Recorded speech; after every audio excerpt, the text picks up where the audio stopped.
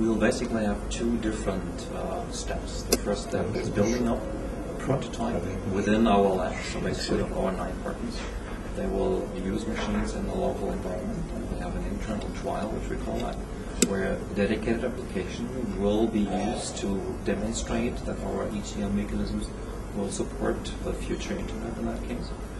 And once that is done, once that is operational, we'll move it and shift it to an ISP. In this case, it's PrimeTel's network, an external trial, where we'll have a number of users being selected by PrimeTel beforehand, and we'll have a sort of pre-commercial test-based service. We would like to see how our internal test results will finally apply in the real world, though making sure, of course, beforehand that our internal assumptions basically holding with the ISP PrimeTel is running today.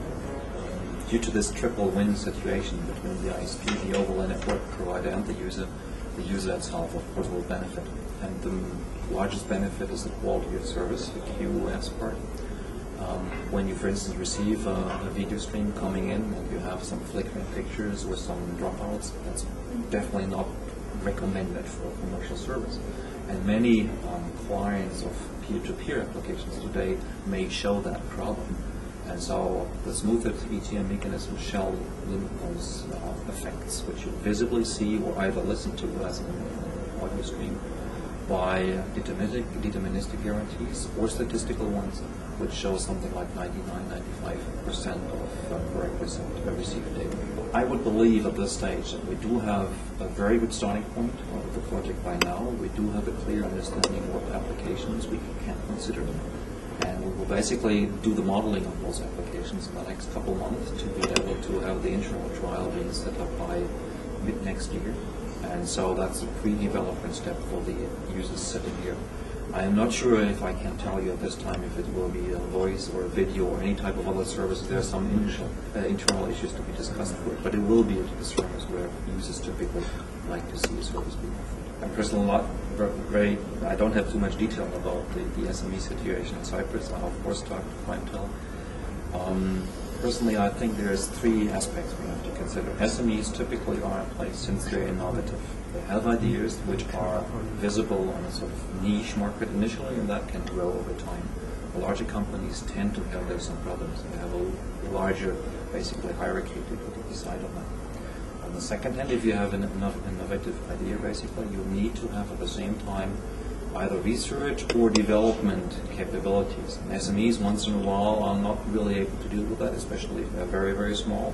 But in the PrimeTel case, they are large enough to have the chance of supporting, basically, research ideas. And the third aspect comes out of the Framework 7 projects.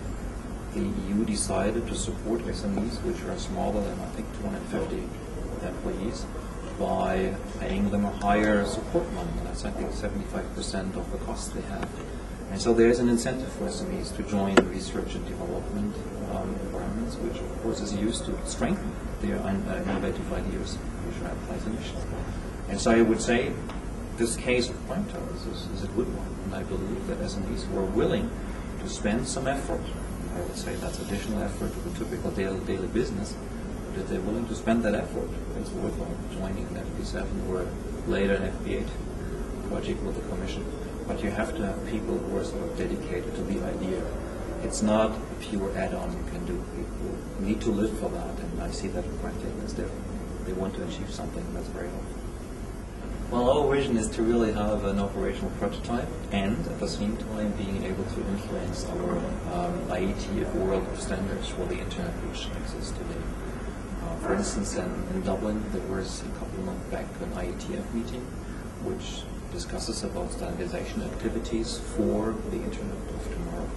And especially in the future internet, you need some new type of standards, new type of recommendations, how the ISPs shall offer their services, how they can deploy, implement technology, and so on a sort of midterm range, I would say, SmoothIT would be able to support those trends of standardization.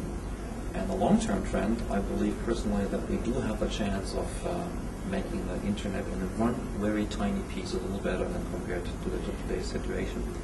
But this little tiny bit would affect 60 to 80% of the traffic. And so this long-term vision is very good from the SmoothIT perspective, I believe. The typical approach, the IETF, that's the Internet Engineering Task Force, the recommendation body basically for Internet drafting standards.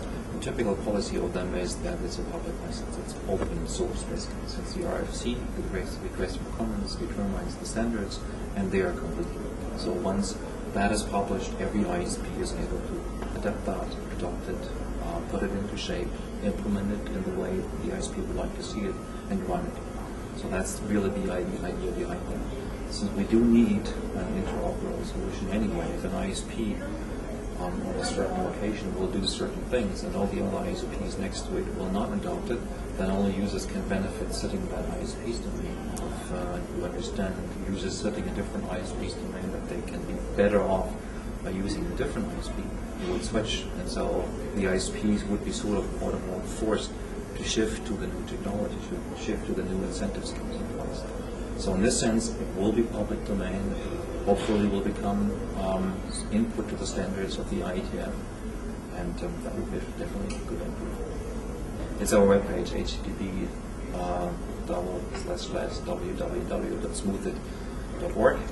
So basically that's the place where we always include our currently available documents or deliverables, which are formal deliverables. We have to do what the project includes our research papers, our documents which we do write, our expertise is documented in reports which we deliver to users in our own domain, which we may receive from the internal trial users as well as from the outside trial users. So that's the best thing to do, or just contact